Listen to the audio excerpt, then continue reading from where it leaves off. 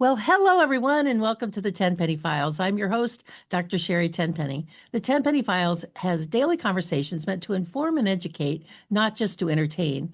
I come prepared and let the discussion unfold naturally with people worth hearing on topics exploring. If it matters to your body, your freedom, or your future, we talk about it here. Each day, I talk with authors, documentary filmmakers, and independent thinkers whose work challenges mainstream messaging. We cover a wide range of topics, so there's something here for everyone. We talk about government, politics, history, pets, travel, astronomy, food, farming and fitness, vaccines, health, and health policy. And once a week, we have a conversation with an author or a pastor who writes about faith and biblical principles. My goal is to introduce you to topics you've never heard of before or have conversations on that you wish that you'd always wanted to explore but didn't know where to begin. Let our guests show you the way. To join me every day, Monday through Friday at 3 p.m. Eastern Time with the Tenpenny Files, as we hear from voices who've been ignored, silenced, or censored, but truly have something important to say. But before we begin today's episode, I want to encourage all of my listeners to become Tenpenny Prime members. Prime members receive an exclusive monthly white paper about your body, a recorded presentation that I put together both of those.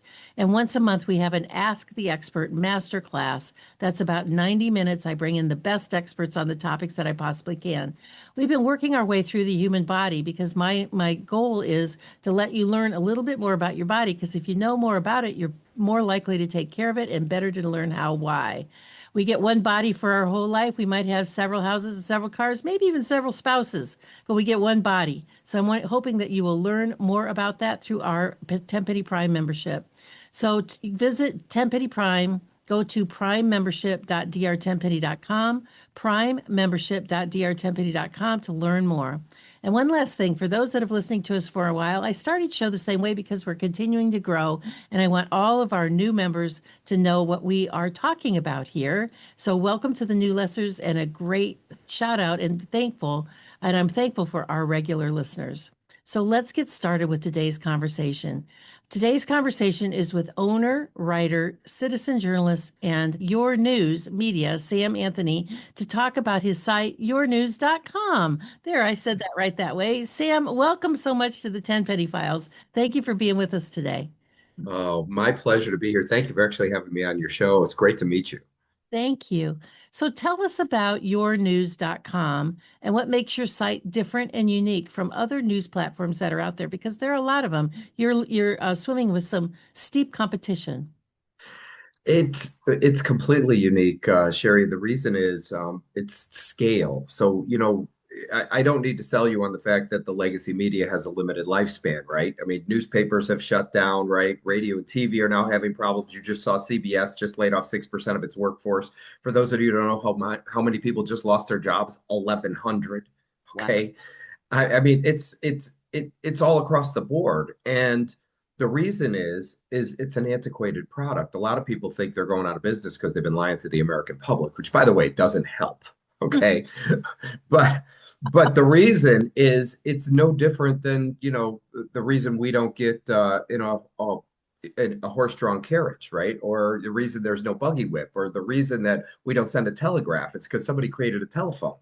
It's an antiquated product. And the younger generation, and I don't know if you saw this, but first quarter last year, total viewership on network television stations with the age demographic between 25 and 54 over all networks was a total of 500,000 people over 3 months. Oh my goodness. Okay, and here's the reason why.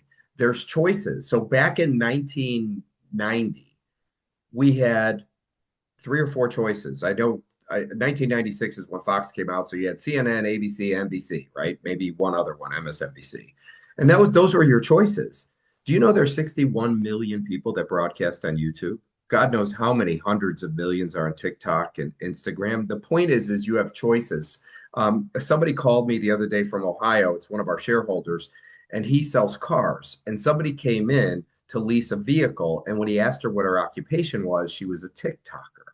So when he looked her up, she had over 1 million people that watched her shows, whatever they are, the short stuff, 3 minutes, whatever. The point is that the money goes to platforms because you have millions of people that are contributing content and promoting their own content hosted on this platform. That's the reason why. Do you know YouTube had 2.7 billion visitors last month? What, last month? Month, yes. Goodness. Okay, so how do you compete with that? When you're a network and you had 3 million people and they had 2.7 billion, I mean, that's the point. So the money goes where the people are. And it's also more cost effective to advertise on the internet. I just saw a stat this morning. 1 in 10 people listen to terrestrial radio on the dial. 1 in 10. 3 in 10 watch television news the old way, right? On Comcast or whatever it is. Very soon it's going to be two, and very soon it's going to be one. It's over. So what's going to happen or what's going to replace it is going to be platforms. And in particular, we do local news. So nobody's went after that niche, right? So nobody solved the problem of local news. So our website looks like the Miami Herald or Chicago Tribune or New York Times, but I'm in every city in the United States. So like all platforms, when you log in, it geolocates you. So I know if you live in Chicago, but I know what zip code you live in, Sherry, right down to the zip code. And the purpose of zip codes is we can actually serve an ad around a specific type of content to one zip code. So in terms of scalability, however many ads the Chicago Tribune could put on its sports page, we can do in one zip code. It's like having 70,000 different editions. Now, and I know this is a lot of information, but I want you to understand this model because it's really not a new model. It's the exact replication of the physical world, like how the media industry works, minus all the print and distribution costs. And it allows the public to interact and share in the narrative, which in essence puts the power of the press back in the hands of the people where it belongs, which to me is the most important thing, right? So, one more thing I want to share with you. Here's how the media industry works. People that have news will send a press release to the media. Everybody knows that. If you're a church and you're having a bake sale, somebody from the church sends a press release to the radio, TV, and print in that market. News organizations are aggregators. They aggregate that information. They decide what they're going to air or publish. So what our platform is one big massive aggregator. But because of our scale, nobody sends me a press release. They click the button at the top of the page that says submit your news. They create an account. They post. The content comes in as pending review. We distribute that content based on the subject, which could be, if it's somebody's Little League game, it's going to be sports news for that city. If it's the high school football game, it's going to be sports news for that market. If it's the Monday Night Football game, it's national. So we're a news content distribution platform with massive scale. And what we're doing is taking all the country's information, bringing it under one umbrella, and creating one uniform media. In addition, I'm going to share something with you. I could actually show you this. When people lose their jobs on LinkedIn that are in the news business, a lot of them go to what's called freelance journalists because they're trying to make money, right? With LinkedIn Navigator, you could actually say, I want just people, journalists that live in one city or in one state or in one county or the United States. In the United States, there's over 480,000 people that are out of work that are advertising. 400, almost 500,000. There's 200,000 students that got out of school. They can't get jobs because nobody's hiring. CBS lays off 1,100 people. You don't think they're going to hire somebody new. I remember I live in Palm Beach County, Florida. The Palm Beach Post had, oh God, it had to be 2020, 25 years ago. They had around 15 or 1,600 employees. I think they had roughly 300 news reporters. Do you know they have less than 20 now? Sure.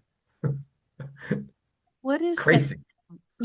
I've had a lot of guests on the show talking about AI and Mhm, what types of jobs that AI is going to replace. mhm. So things like these writers and journalists and all these people that have just lost their jobs, are they being replaced with AI so that you can get one AI that can do the job of, say, 30 people?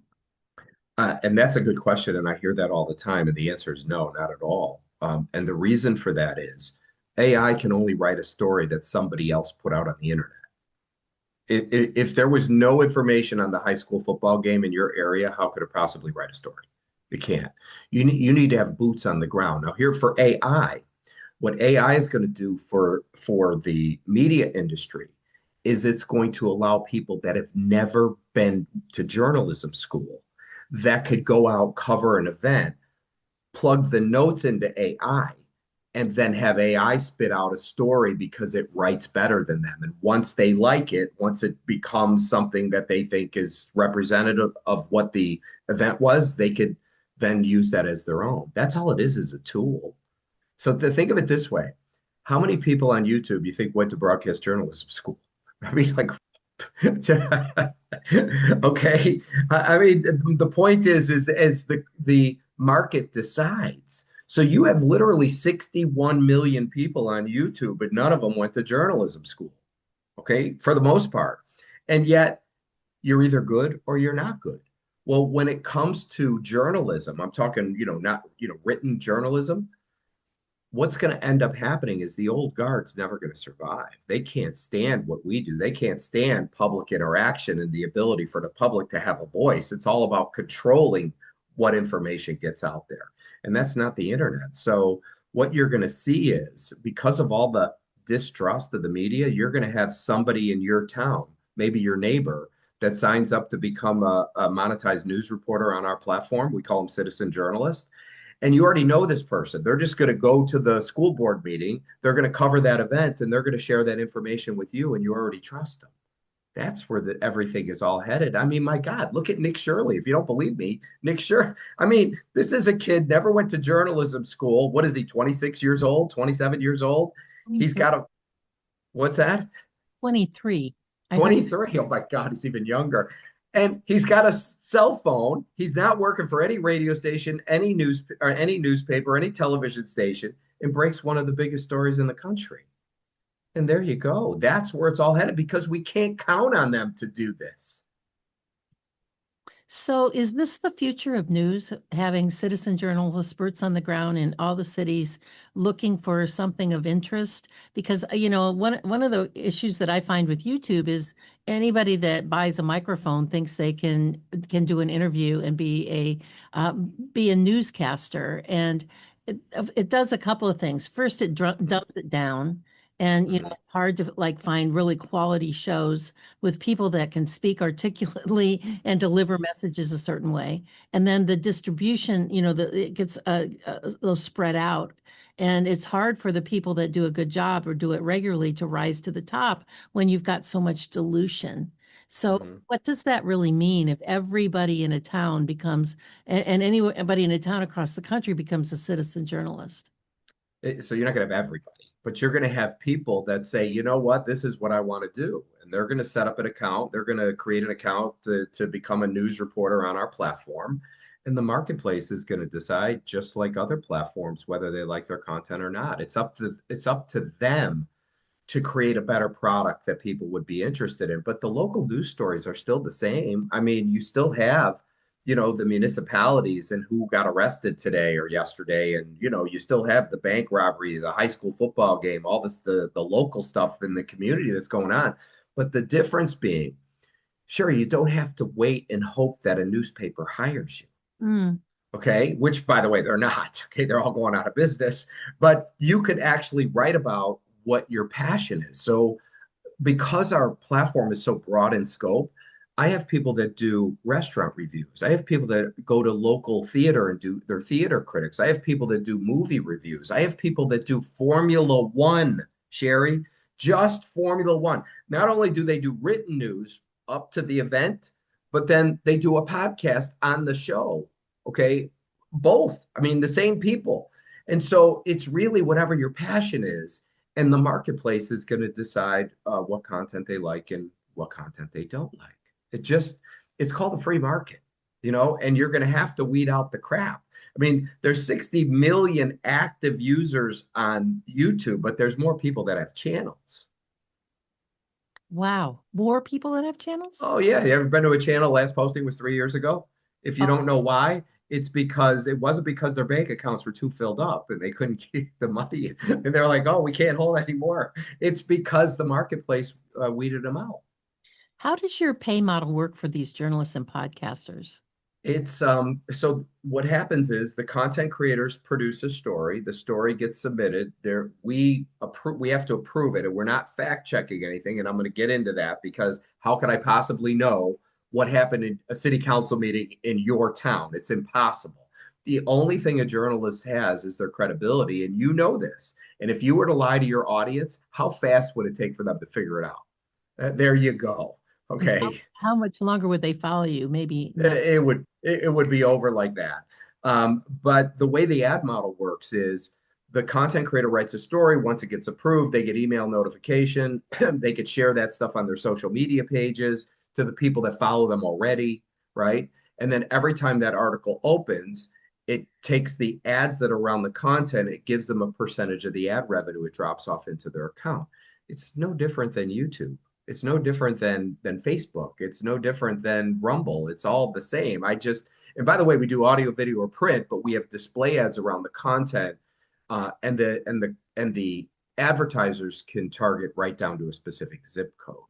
So that's how it works. It's pretty simple, and a portion of that ad revenue, when they buy an ad, goes directly to the content creator that brought the person to see their ad.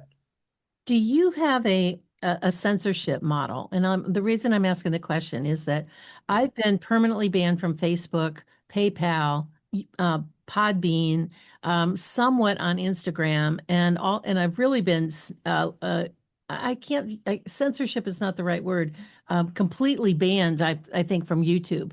I mean, I have even friends that have very large YouTube channels, and they won't even interview me and we could be talking about pet health, not even about vaccines, but like pet health or something completely non-related, but because it's associated with my name, they get dinged, they get knocked down. And I've had people tell me that they've had their revenues stop from YouTube for like a month just from having me on their show.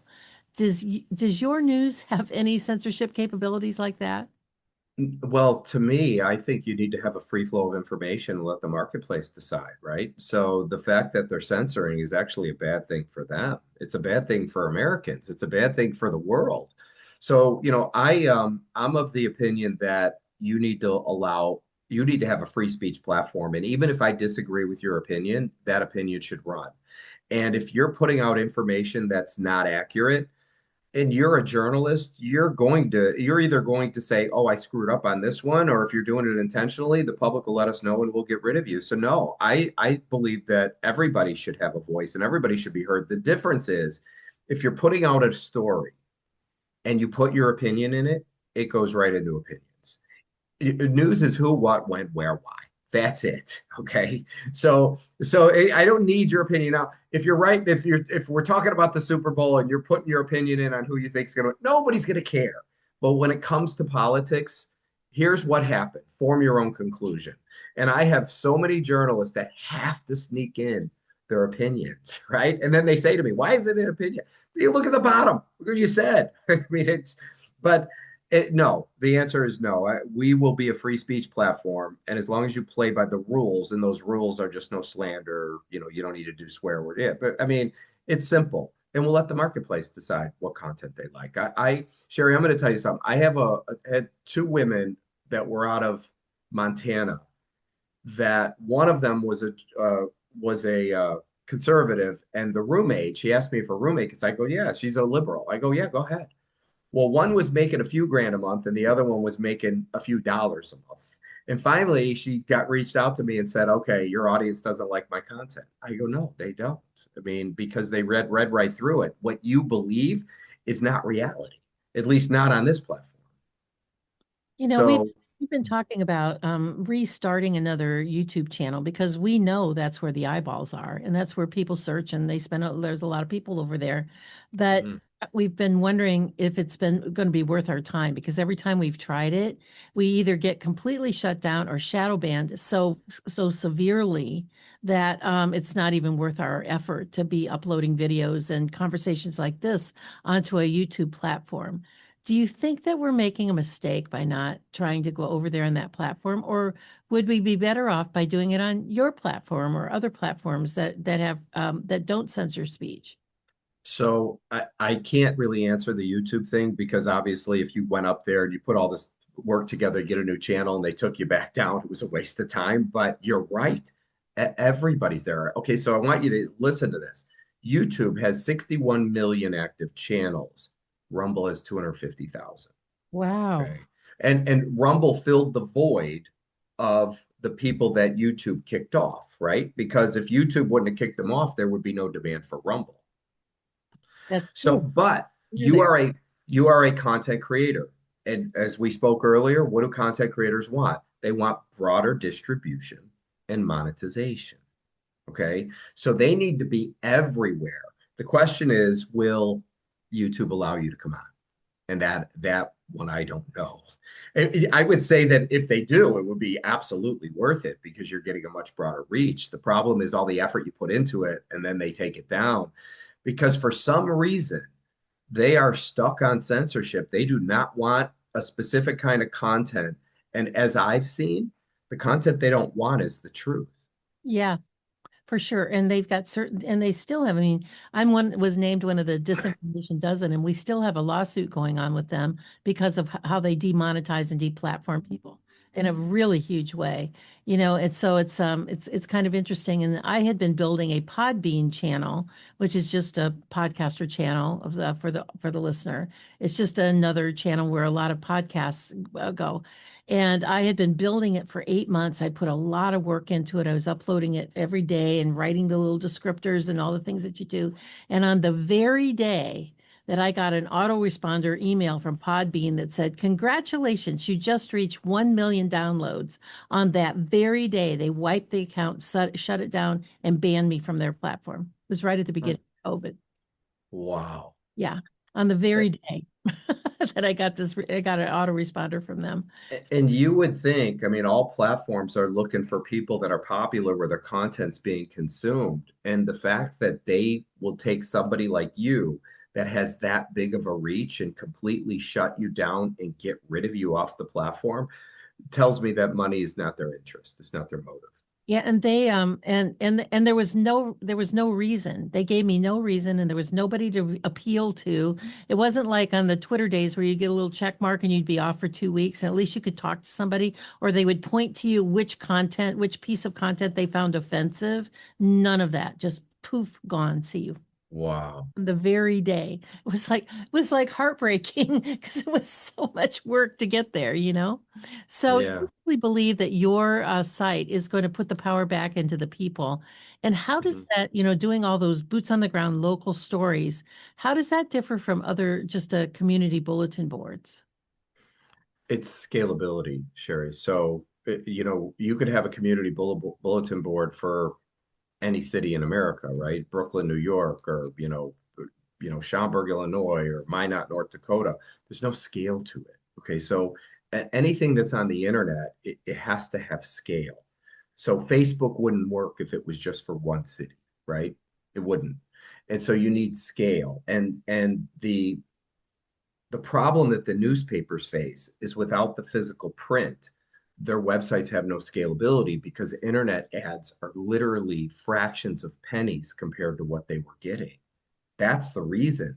So you need to have literally millions of customers. That's why products like Facebook work or X, former Twitter, because they can geographically target ads. So like in our case, as I explained to you, we can drill right down to one specific zip code. And so because of that, I'm going to tell you where the real money is. The real money is not in the national ads. It's in the local ads. And here's the reason why. You wouldn't think, right? I'd rather get $10 a month from Joe's Pizza from 2 million of them than a couple hundred people paying me a few grand a month. And so our ads work on a best bid basis. The highest bidder gets the best placement. But national ads run at a penny, Sherry. Local ads run at 10 cents or higher. For targeted zip codes, even more. It's a strange thing, but the customer doesn't care if he's paying $100 what we call CPM because in one zip code out of 100 in Chicago, how many people saw your ad? 10 people today, your bill's $1. It's all about placement. So traditional media, it's always the bigger companies like the Home Depots of the world that will shut out the little guys. In our case, the little guys beat the big guys. Wow. So That's oh yeah. because they're going to outbid them because they don't care. What are they spending? 20 bucks, 50 bucks a month, 10 bucks, 30 bucks. It doesn't really matter. The more hyper focused right down to a specific geography is, the higher the rate. So I'm just going to share with you some math. You could put 10 ads around an article, right? The right column, left column in the top, right? So let's say you have 10 ads there. If they're all a penny, the page produced 10 cents. If they're all little, small, tiny zip code ads, they're all worth a dime. Page produced $1. You see what I mean? So one's 10 cents, one's $1. So if you scale it up and you have 100 million page views, one's $10 million and one's $100 million. But basically, you're making little bits of money off of lots of people. But now those customers can target just the zip codes that they're in. I mean, there's a demand for this because all these little newspapers are going out of business. Valpak is expensive as hell. I don't know if you've ever run a Valpak ad, but they ain't cheap, right?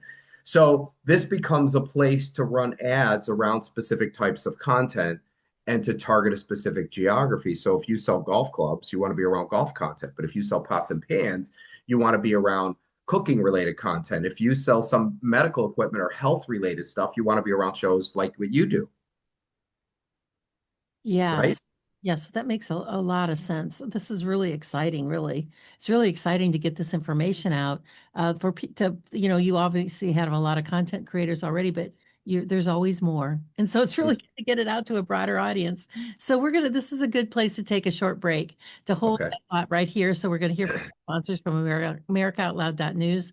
America Out Loud Talk Radio plays the 10 Penny Files on the iHeartRadio network daily, Monday through Friday at 3 p.m. Eastern. You can also listen anywhere in the world by using the media player on AmericaOutloud.news. If you've missed any of our great shows and our great conversations, which we've had some really good ones, you can find the 10 Penny Files by going to Spotify, Pandora, Apple, TuneIn, iHeart Virtual Studios, and on my platforms, which are dr10penny.com, where you go there, click on the podcast tab, scroll down to where it says all podcasts, and you can listen or watch all of them all the way back to the beginning.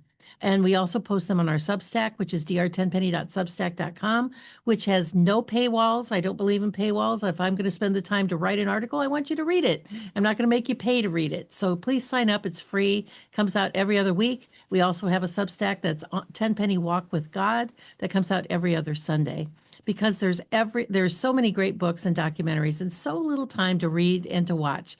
This show is meant to maximize your time and jumpstart your interest. We have some great messages coming up from our sponsors. Sit tight, listen close. We'll be right back with Sam Anthony to talk more about his news site, YourNews.com. We'll be right back.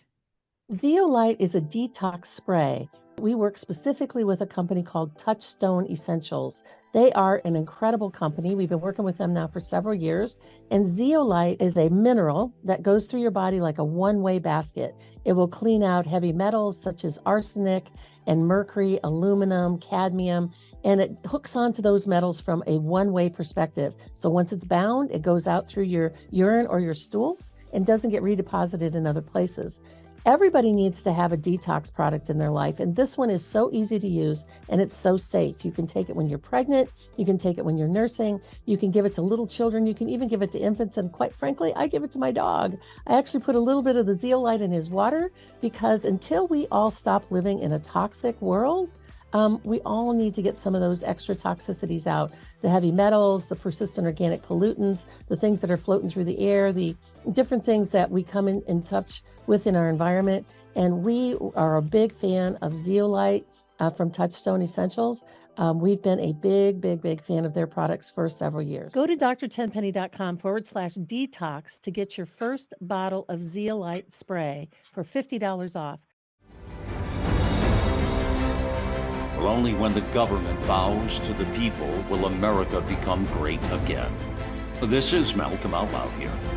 Join me in pushing back against censorship, my fellow Americans.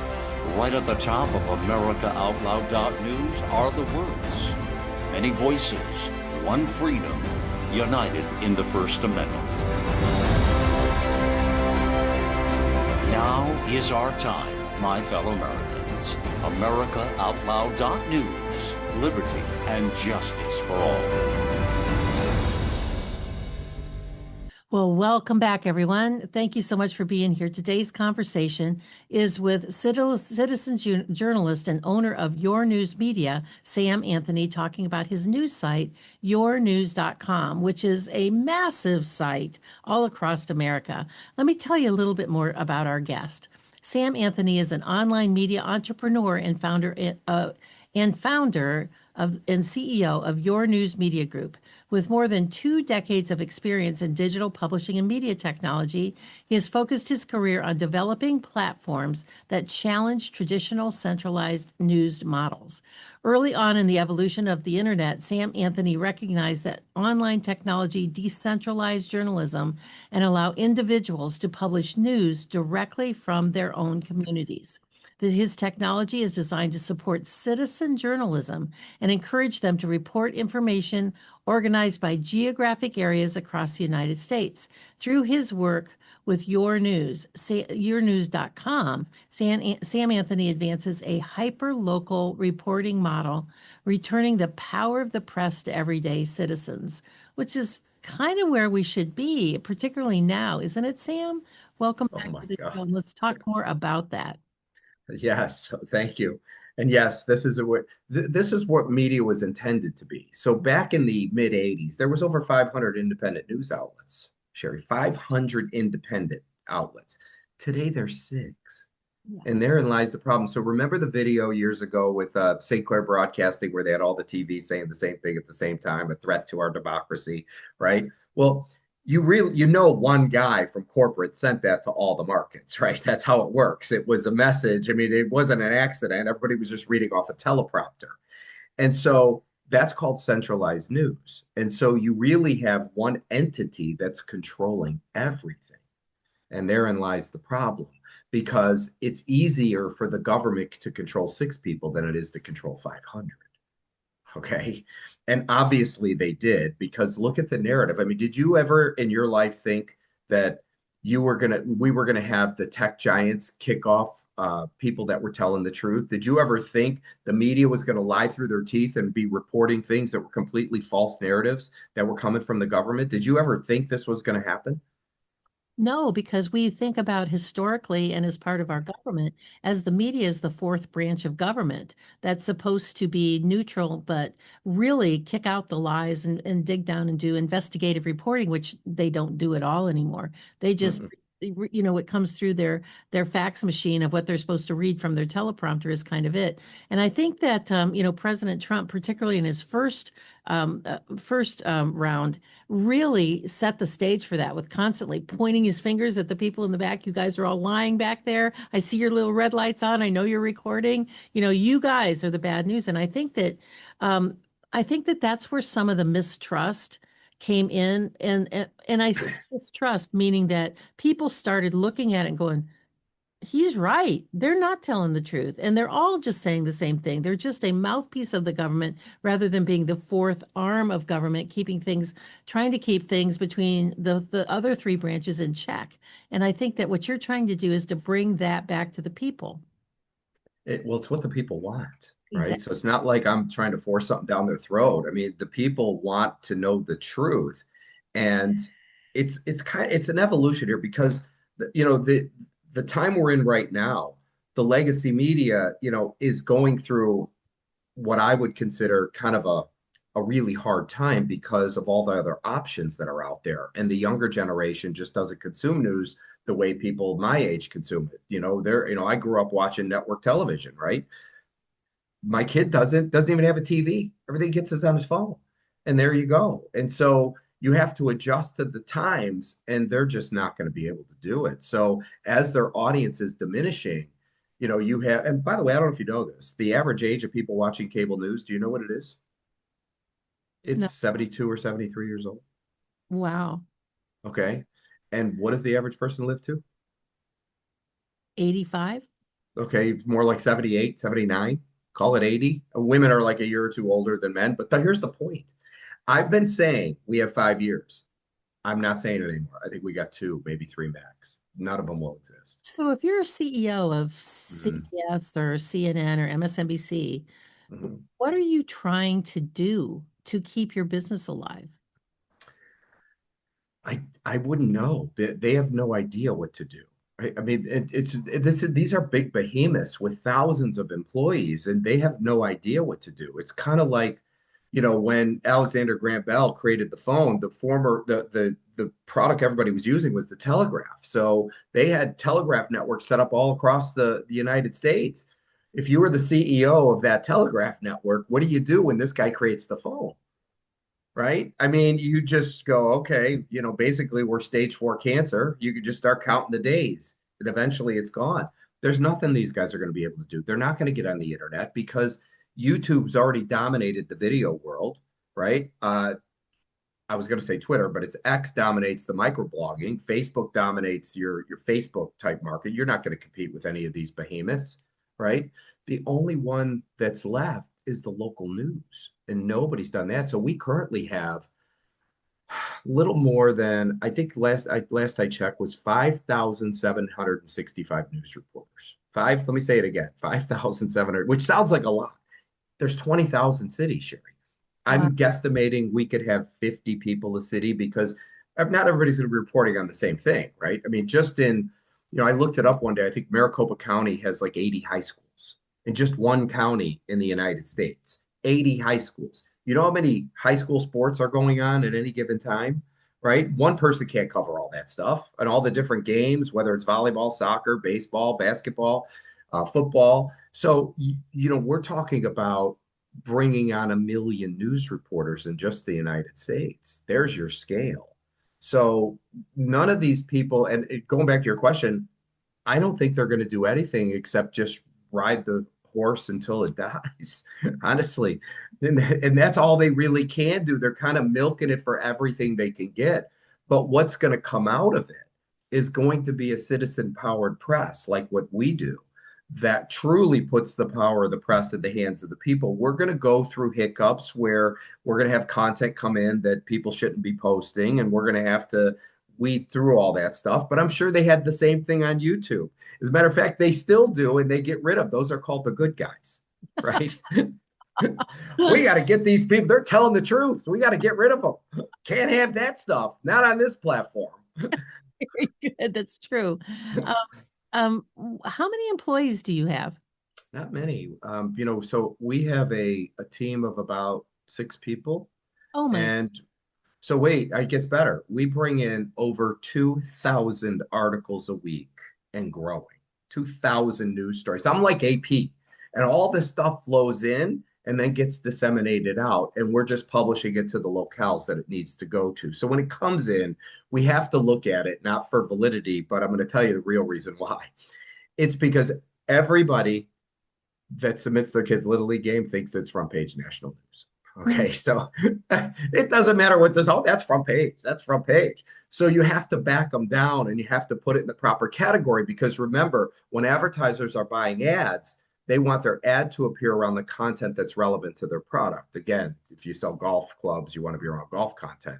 So, so we have people that look at this stuff and then distribute the content to the proper subject and geography. And the more content we bring in, the bigger the audience grows. Last month, we had 1.5 million visitors. And here's the interesting part. This is public information. You could look it up. Rumble has 250,000 what they call channels. So you have a channel on Rumble, which means you're one of 250,000. I know, I think it was January, because I don't know what February was yet. They may have came out with it, but they had 42 million visitors. Basically, they're 50 times bigger than me, and their traffic was 50 times more. Isn't that interesting? Interesting. Yeah. How, Yeah. how long has your platform been in existence, Sam? We started this, me and a couple guys started it a while back. We believed that the newspaper industry was going to go out of business at the time. We never really anticipated radio and TV, but that's just a whole new fun fact to even talk about. But we set out to build this platform. And when I realized, so you know how we were talking about the media lying? Well, I was one of those people that didn't believe they were lying until Trump won in 2016. And then it was nothing but lies, all manufactured. That's when I went, holy crap. My partner was telling me for years, the media's been lying. Listen to Alex Jones. It's InfoWars. I mean, he'll tell you. And she was right. I'm like, oh my God. I mean, this is so blatantly in your face at this point. It just became pure hatred for this guy. We need to make up anything to get rid of him. We need to do anything to make his life worse. And I go, my God. So that's when I realized what we were doing is so important. So ultimately, here's what I will tell you. All of them are going to go away. It's not like there's only a 99% chance. There's a 100. Okay. So just so we're clear, not even 90 is 100. What will replace it and become the next mainstream media will be a hyper local news platform by city, most likely global. We'll deal with the US for now, with a social component where the public can interact and share in the narrative and post their own news, views, opinions, and classifieds. It'll have a monetization model like YouTube, where news reporters can submit their work freely without censorship and get paid for it based on how many people are actually reading their content. So you actually have to produce good information. And a self-service ad platform where somebody could buy an ad targeted to one zip code and everywhere in between around the content that's relevant to their product. What I just described to you is already in works. I already do it, right? People can buy ads online. I just got another one this morning, right? They just buy them. And I have content creators that sign up daily, and our numbers are blossoming. So what'll happen is by the time we get to, you know, I'm going to say, probably 20, 30,000 news reporters, my guess is this going to hit the national stage because you're starting to get a little big at that point, right? And and you haven't even begun. Could you imagine you have 50,000 news reporters and people say, wow, how many can they carry in the United States? Well, a million. So they're only 5% there. This is like being involved in Facebook in its infancy, or YouTube when it started. I think YouTube started in 2005, right? If I'm right, I think it was 2005. And they never dreamed it was going to be what it is, but it just took off. You want to know why? Because people wanted to have their own shows and they didn't even know what the hell they were doing. And the cream rose to the top. You know how many people we have that are citizen journalists right now that never did it before? A lot of them. Okay. And the marketplace decides whether they like them. It's not my problem. If you want to report news and do a lousy job, nobody reads your stuff. I mean, it's like going on YouTube and putting on a show that nobody likes. It's the same thing. Your advisory board includes well-known podcasters and journalists. How do they help to contribute to the growth of your platform? Good question. So there's a few on there. I don't know if you saw, but I'm going to tell you who they are. We have you may have saw Wendy Vell and Nan Vandersteel, but also I have Alex Newman, which I don't know if you're familiar with Alex. Okay. When Alex saw this, he went, "Oh my God, you figured it out." That's what he said. So they're going to be instrumental in training content creators that want, because these are seasoned journalists, right? These are people that have went to journalism school. So we're going to start putting on Zoom calls where journalists who are interested in learning could be learning from the best. That's how they're going to be helping. That's very good. I mean, that's very, very good, because it doesn't matter how good you are at your trade, you can always get better. I mean, even if you, and if you aren't good at it at all, you can certainly get better a lot. Exactly. Yeah. Because you've already mentioned, Nick Shirley and Nick Sorter is another one who's, Mm-hmm. boots on the ground sorts of things that people are really mesmerized by. And I remember when Nick was on Alex Jones a while right after his big story broke, he was saying to Nick, he was saying to the audience, all of you can be doing this. All of you can be going out and looking at the fraud in your community and looking at where the money's going in your state or in your county or in your local cities and reporting on that. Are those stories, are those stories one-offs, or are they just the beginning of what a citizen journalism is going to be able to do to really bring attention to fraudulent things and other types of issues in this country?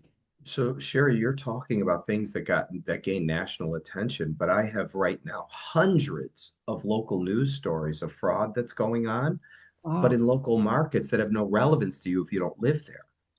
It doesn't make national news because a mayor taking a bribe of $5,000 doesn't make national news in, Paducah, Kentucky, right? But that content's going to appear in Paducah in either, as top stories or politics. So I have news stories that are running all over the place from news reporters, but they're local to those areas. Now, if something becomes massive, we could take that article and then distribute it national.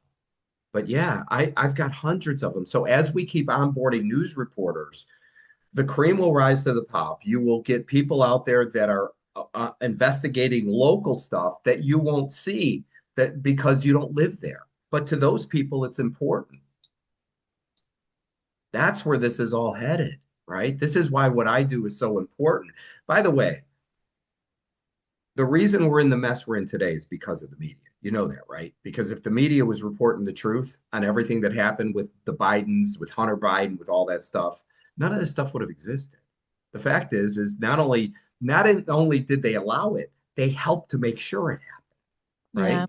So About the censorship stuff that they did during COVID. How many people died because they wouldn't let doctors and researchers tell the truth about things like ivermectin and hydroxychloroquine and ventilators and the myth of the mask, 167 studies published during COVID that showed that masks don't work, they do nothing. It's like using a chain link fence to keep mosquitoes out of your garden. isn't it crazy? Oh, we don't want the truth. We just want to keep them on remdesivir or whatever it's called, right?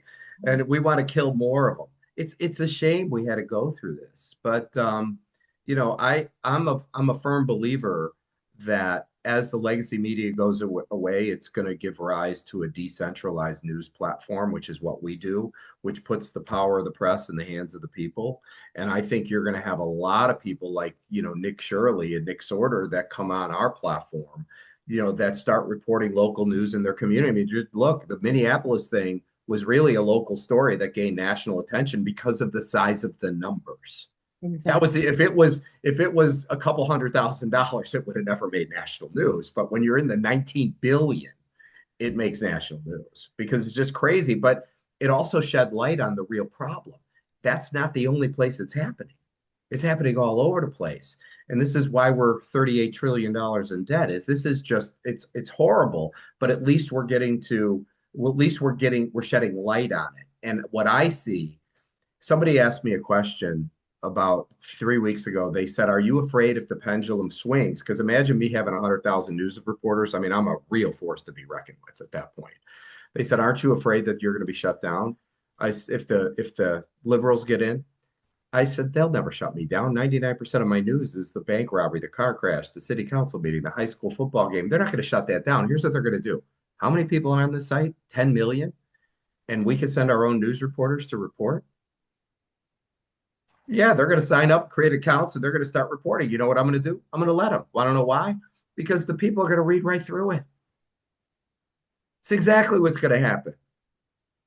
So And the how can people sign up to get on your site, Sam? What is the best way I live in Cleveland, Ohio, and I live in a suburb and here in Cleveland. What is the best way for me to get on board with that and anybody else that's listening and start something local for us? So you would go to yournews.com. And when you get there, you go to the bottom of the page. There's a button down there that says Become a Citizen Journalist. These are for the people that want to go out and do local news reporting, not for PR firms or nonprofits. Up there, you just click the Submit News button at the top of the page, create an account, post. For the people that are looking to be monetized and start writing local news stories, it's the bottom of the page. There's a few videos, they're short, you watch them, and then there's an application they can fill out. And then once they get approved, they get email notification with a direct link. I'm sorry, they'll get an email with instructions on how to use their dashboard. So that's how people sign up. And we probably bring on probably 300-400 a month right now. And oh yeah, I'm looking to amp that up much larger. So did anybody tell you we're doing and I don't know if it's okay to mention, we're doing what's called a private placement. So normally, now I want you to know what my background is. My background is not media, okay? It's not at all. My background is investment banking. I raise capital for deals, right? That's all I've ever done. And so I went to a Reawaken America tour in Miami, and I looked around and there was over 5,000 people there. And I said to myself, these are the people that need to own my product. So and Sherry, I don't know if you know much about private placements. Like Facebook had a private placement, many of them, YouTube, Netflix, all of them were spawned from Silicon Valley, right? That was all funded and it was done through institutional money. They're called accredited investors and they represent 1% of the population. So you have this one entity, Silicon Valley, that's basically controlling all these big tech giants, right? And all the money, they make all the money. And when you can get involved, it's when the company's already public. Okay. So normally what I would do is if somebody brought me a deal, I would go to my institutional players if I liked it, and I would bring it to them and say, here's something I have. And I had to be able to defend it and back it up because they're going to try and rip it to pieces. Well, with I don't know if you know this, but there's something called an equity crowd fund, which is not like Give, Send, Go or GoFundMe, which is donations. Equity crowd funds are set up by brokerage firms. It's regulated by FINRA and the SEC, but people can make investments, everybody. So instead of dealing with 1% of the population, you're now dealing with 100% where everybody can participate, but you're limited in how much you can invest. Because there's a lot of people there. So Angel Studios does it, right? You ever hear Angel Studios? They're doing a movie and they're raising capital for it. So rather than go to the institutions where they now have control of the messaging, they're going to the masses. So what I said was, let's do an equity crowd fund where the people can own the product, not the institutions. Okay, Sam, so you got 30 seconds to sum Oh, up what you're doing.